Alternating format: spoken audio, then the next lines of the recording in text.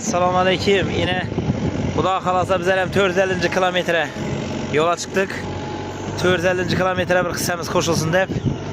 Yine 50 kaladan 40 zabat güç dedik-ku.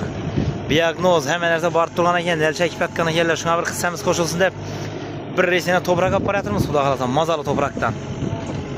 Nelchalar gökersin Xudo xolasa bir ajoyib bo'lib yine krant-prantlarni qazib yotibdilar, ko'rib turibmiz. Shunga bizlar ham qarab tura olmadik. Bir reys toprak olib boryapmiz yine. Hacı babamızın namından.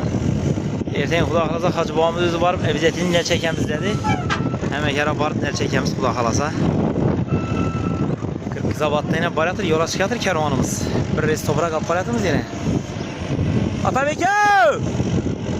450 kilometre alga! Yine brat turp yanımıza brat yine. Yükleymeyen de Honda.